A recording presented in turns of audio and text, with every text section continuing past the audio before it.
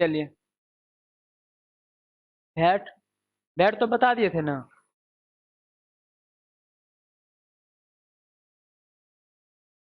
तो भैट भैट नहीं बताए थे। चलिए देखते हैं, चलिए अब भैट ही बता देते हैं। तो भैट भैट बता के उसके बाद अगला संदेश हम जीएसटी की तरफ चल देंगे। तब लिखिए भैट। भैट का पूरा नाम होता है वैल्यू एडेड टैक्स। भैट का पूरा नाम होता है वैल्यू एडेड टैक्स, लिख लीजिए। भैट का पूरा नाम होता है वैल्यू एडेड टैक्स। ठीक है। तो भैट में जब टैक्स होता है तो भैट में टैक्स को मतलब जो है ना दो भागों में बांटा गया। भैट में टैक्स को कितने भागों में, दो भागों में बांटा गया। एक टैक्स जो होता था इनपुट, इनपुट वैट होता था। इनपुट वैट होता था, इनपुट वैट। एक जो वैट होता था, अरे भाई,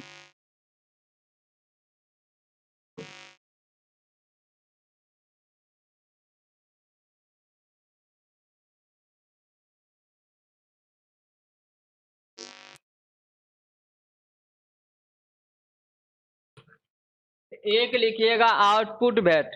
एक इनपुट वैट होता था, एक output VAT. Output VAT. Input VAT मतलब क्या होता है? परचेज, PURCHAS, परचेज के साथ। हाँ, इनपुट टैक्स मतलब क्या है? इनपुट मतलब क्या, हमारे पास माल आया, उस पर जो टैक्स लगा उसे इनपुट टैक्स बोलते थे। परचेज के साथ जो टैक्स देना पड़ता था, देना पड़ता था, किसको देना पड़ता था? महाजन को। आउटपुट मतलब वैट मतलब क्या होता था? सेल्स के समय, SALES, सेल्स के समय। अरे भाई, सेल्स के समय हम ग्राहक से जो टैक्स कलेक्शन करते थे उसे आउटपुट वैट बोलते थे।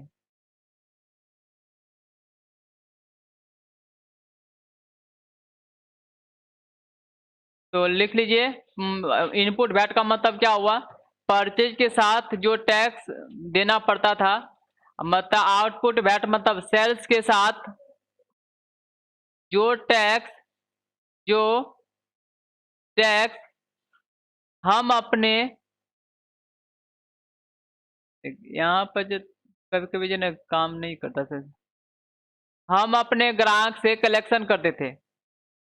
यानी इनपुट टैक्स का मतलब हो गया परचेज के साथ जो टैक्स लगता था वह इनपुट टैक्स कहलाता था, और सेल्स के साथ जो टैक्स लगता था वो आउटपुट टैक्स कहलाता था।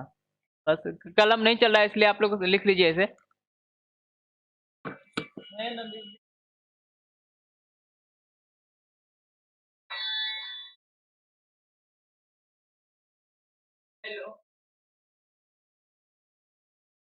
डेली का क्लास शुरू है, हुआ क्या, शुरू है तो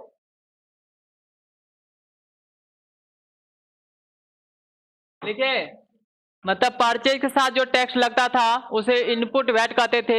सेल्स के साथ जो टैक्स लगता था उसको कौन सा वैट कहते थे? Output VAT. लिख लिए। चलिए नेक्स्ट हम लोग अब चलते हैं। जैसे यहाँ पर क्या करते हैं, क्वेश्चन लिखिए। जिसे purchase, PURCHAS, purchase goods, purchase goods from Ram, from Ram, good morning, RS 1 lakhs, RS 1 lakhs, purchase goods from Ram, purchase goods from Ram, RS 1 lakhs at a VAT, अरे भाई, एट ए वैट 10%, लिखिए eight a VAT 10%, eight a VAT 10%। इसका मतलब क्या, मान के चले हम माल खर्च परचेज किए कितना का, हम माल परचेज किए मतलब 1 लाख रुपया का माल परचेज किए, नहीं 1 लाख रुपया का माल परचेज किए, उस पर वैट लग गया 10%, तो इसका एंट्री क्या होगा, जर्नल एंट्री, उस पर वैट लग गया कितना परसेंट, 10% वैट लग गया, तो इसका जर्नल एंट्री क्या होगा,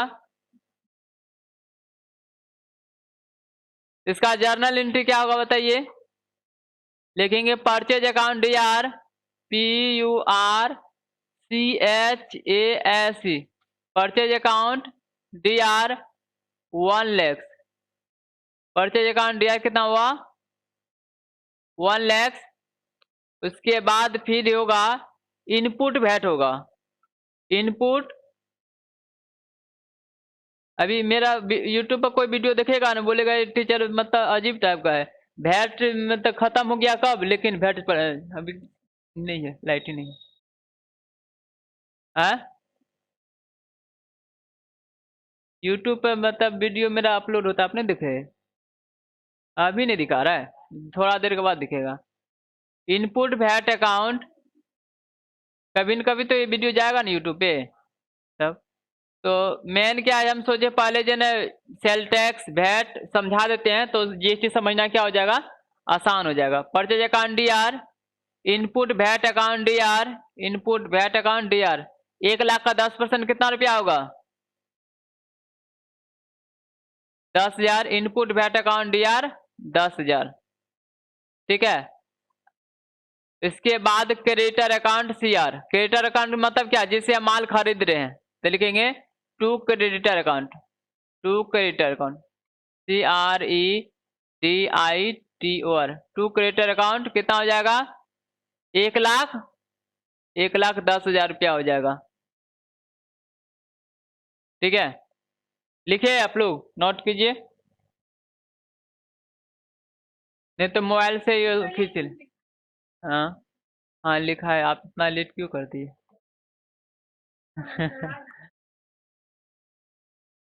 यहाँ देखिए हम आप बताए हैं, यहाँ देखिए ऊपर से बताए हैं, यहाँ देखिए वैट जिस समय हुआ करता था, मुख्य तौर पर वैट को 2 भागों में बांटा गया था, एक इनपुट वैट एक आउटपुट वैट। परचेज के साथ जो वैट लगता था उसको इनपुट वैट बोलते थे, और सेल्स के साथ जो वैट लगता था उसे आउटपुट वैट बोलते थे। यहाँ कलम सही से काम नहीं कर रहा था, हम छोड़ दिए थे, तभी हैंग कर रहा था सिस्टम मेरा, सही से लिखे नहीं, सिर्फ लिखिए वैट को 2 भागों में बांटा गया था, एक इनपुट वैट दूसरा आउटपुट वैट। परचेज के साथ जो वैट लगता था उसे इनपुट वैट बोलते थे, सेल्स के साथ जो वैट लगता था उसे आउटपुट वैट बोलते थे। लिखे जल्दी का कारण रिकॉर्डिंग क्लास चल रहा है ना, तो झूठ मूठ अगर थोड़ा देर मतलब जो ना फॉल्स क्लास चला जाएगा तो कोई देखेगा नहीं ना वीडियो, इसीलिए। ठीक है, परचेज इनपुट वैट मतलब क्या हुआ, परचेज के साथ जो टैक्स लगता था उसे इनपुट वैट बोलते थे, सेल्स के साथ जो टैक्स लगता था उसे आउटपुट वैट बोलते थे। लिख लिए। इसके बाद देखिए, इसके बाद हम समझ यहाँ पर, हाँ हाँ, सेल्स के साथ जो टैक्स लगता था उसे आउटपुट वैट बोलते थे, और पर्ची के साथ जो वैट लगता था उसको इनपुट वैट बोलते थे। लिखे। अब देखिए यहाँ पे, जैसे यहाँ पर सवाल दिए purchase goods from RS 1 lakh at a VAT 10%, तो इसका अगर क्वेश्चन है तो क्या है, परचेज किए 1 लाख रुपया का, उस पर वैट लग गया 10%, तो इसका एंट्री क्या होगा, purchase account D R 1 lakh, input VAT account D R 10,000, इसका 10% 10,000, टू क्रेडिटर, टू क्रेडिटर मतलब क्या, जिससे माल खरीदे हैं, टू क्रेडिटर कितना हो गया 1,10,000। अब मान के चलिए इस माल को खरीदे कितना हम 1 लाख रुपया में, अब मान के चले 1,20,000 में हम बेच दिए, 1,20,000 में क्या किए हम बेच दिए, तो इसका हम चलिए हम लिखते हैं यहाँ पर, कलर चेंज करके लिखते हैं थोड़ा कि पता चले परचेज का ये सेल्स का है। तो जैसे माल हम सेल्स किए, इसका होगा SOLD, सोल्ड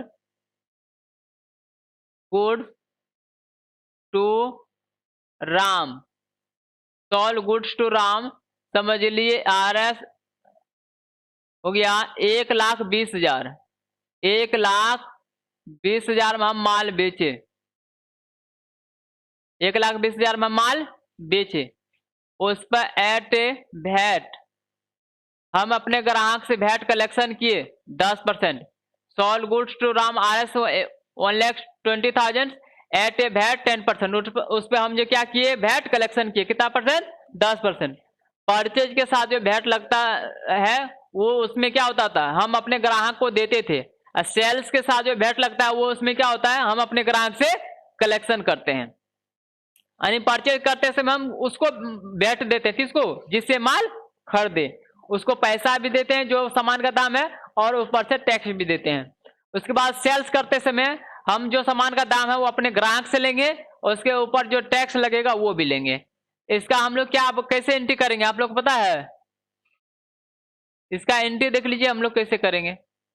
इसका एंट्री, चलिए यहाँ पे क्या है, हम माल सेल्स किए, माल सेल्स किए कितना का, 1,20,000। उसी चीज मतलब संक्षिप्त में लिख रहे हैं, जो इसका लंबा में उसी की संक्षिप्त है। सेल्स की 1,20,000 का, उस पर वैट लग गया कितना उस पर वैट लग गया कितना परसेंट, 10%। इसका जर्नल एंट्री कैसे करेंगे, तो जर्नल एंट्री के लिए क्या करेंगे, लिखेंगे किसको माल हम बेच रहे, राम को ना, तो राम को माल बेच रहे हैं तो लिखेंगे Ram account DR, Ram account DR 2। अगर 2 आगे में 2 लग जाता है तो लास्ट में CR लगाने की जरूरत नहीं पड़ता है। 2 लगा देंगे तो बाद में CR लगाने की जरूरत नहीं पड़ेगा। 2 सेल्स अकाउंट, और 2 आउटपुट वैट, 2 आउटपुट वैट, तो 2 आउटपुट वैट, तो सेल्स में कितना रुपया जाएगा, सेल्स में कितना जाएगा, 1,20,000, क्योंकि 1,20,000 का माल क्या कर रहे हैं, उसको बेच रहे हैं।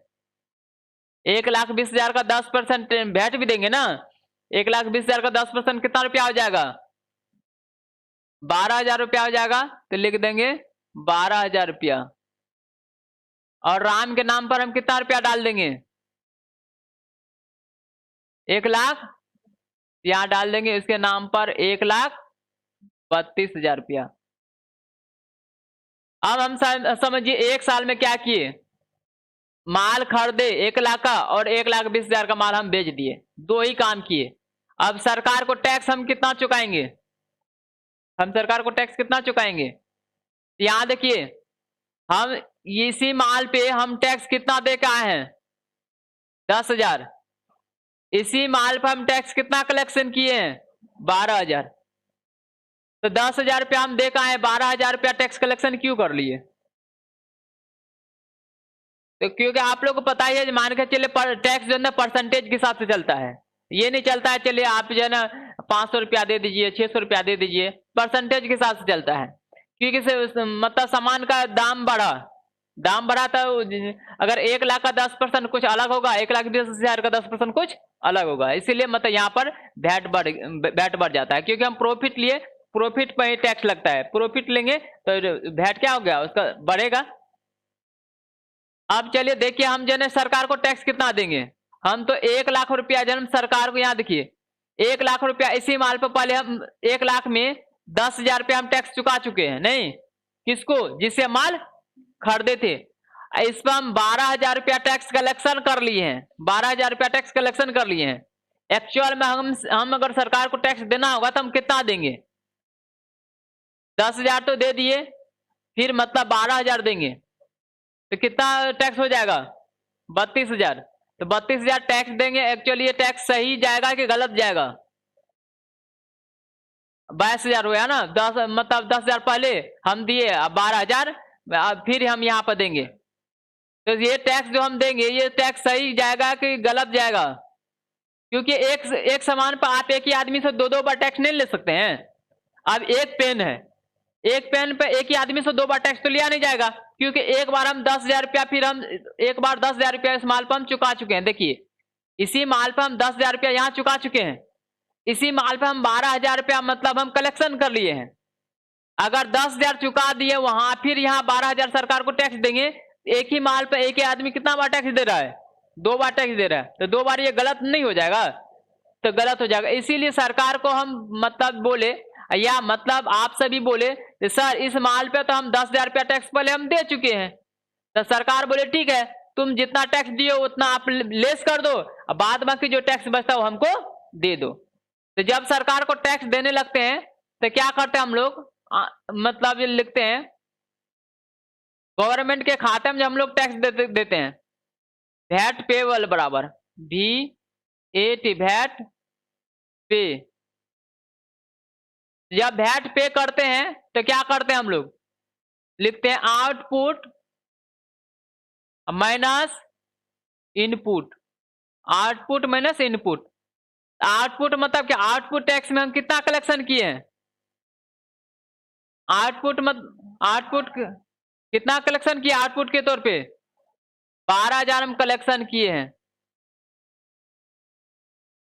इनपुट के तौर पर हम कितना कलेक्शन किए हैं और कितना हम दिए हैं, 10,000 रुपया दिए हैं।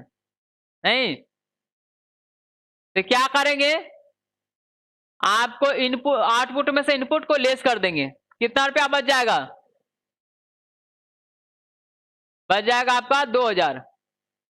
हम सरकार को टैक्स कितना देंगे,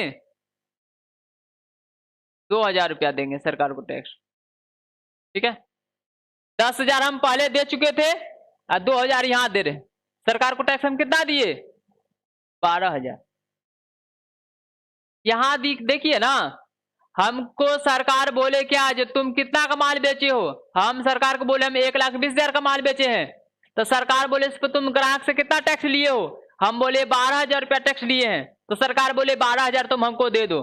फिर सरकार को याद दिलाए जिस समय हम माल खरीदे थे ना, उस समय ऑलरेडी हम कितना टैक्स दे चुके थे, 10,000 रुपया दे चुके थे। तो सरकार बोले ठीक तो अपना 10,000 रुपया लेस कर दो। तो हम लेस कैसे करेंगे, तो वैट पेबल बराबर एक सूत्र बना लीजिए। ऐसे सूत्र तो मान के चलिए बुक में कहीं लिखा हुआ नहीं रहता है, एक आपको समझने के लिए हम बता रहे हैं, नहीं तो इस बुक में खोजिएगा वैट पेबल बराबर सूत्र क्या होता है, मिलेगा ही नहीं, बाद में बोलिएगा सर तो गलती पढ़ा दिए। मतलब एक आप लोग को समझाने के लिए हम ये लिखे हैं। तो वैट पेबल बराबर मतलब output VAT minus input VAT. तो आउटपुट वैट मतलब के तौर पर कितना हम कलेक्शन किए, 12,000। इनपुट के तौर पर हम कितना दे चुके थे, 10,000। तो सरकार को बोले क्या आपको तो 12,000 से मतलब है, तो सरकार बोले हाँ 12,000 से मतलब है। तो हम बोले देखिए 10,000 रुपये हम पहले दे चुके हैं और मतलब 12,000 हम कलेक्शन किए। तो सरकार बोले ठीक है तुम 12,000 में से 10,000 लेस कर दो, 2,000 दे दो। इस प्रकार से मतलब हम सरकार को 12,000 टैक्स कलेक्शन कर चुके हैं। अब बाद में वो आदमी जिसको हम 10,000 दिए, वो आदमी सरकार को दे या ना दे, सरकार समझे और वो आदमी समझे, हमको उसको कोई लेना देना नहीं है। चलिए नेक्स्ट हम लोग मतलब आगे चलते हैं। आप लोग नोट किए इसको, फोटो खींचिए नोट कीजिएगा, बहुत टाइम लग जाएगा इसमें, रिकॉर्डिंग फॉल्स चला जाएगा, साथ साथ लिखते चलिए। चलिए नेक्स्ट आप देखिए, आप लोग को बता रहे हैं। अब जो है सवाल लिखिए तो आप लोग,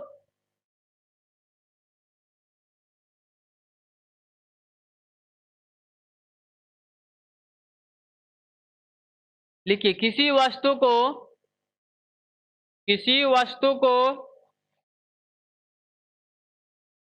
लिखिए, किसी वस्तु को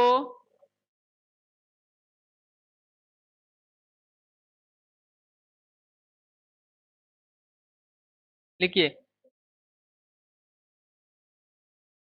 मेरे पास इलेक्ट्रॉनिक पेन आप ले सकते हैं। आपका दोस्त लोग सब नहीं है। किसी वस्तु को 1,50,000 में खरीदा, किसी वस्तु को 1,50,000 में खरीदा। एक तो ये मैनुअल पेन भी है, रुकिए रुकिए रुकिए, ऑफिशियल पेन अलाउड नहीं है किसी को। ऑफिशियल पेन जो है ना, मतलब इसीलिए मतलब अलाउड नहीं किया है क्योंकि ऑफिशियल पेन मेरा बहुत खोता है। जो बच्चा मतलब ले जाता है ना, ईमानदारी बहुत कम ही बच्चा दिखाता है। चलिए नेक्स्ट जो है ना, चलिए क्या लिखा है आप लोग को? 1,50,000 में खरीदा, साथ भैट 10%, साथ में भैट 10%, साथ में भैट 10%, भैट 10% लिखे। फिर उसी वस्तु को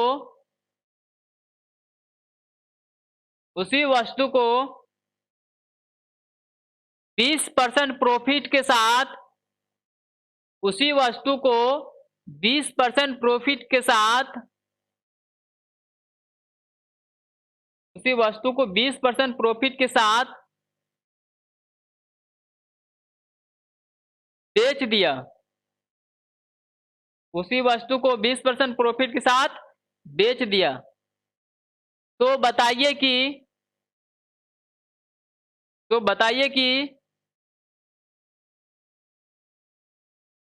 उस वस्तु पर सरकार को हम कितना टैक्स देंगे? तो बताइए कि उस वस्तु पर सरकार को कितना टैक्स देंगे?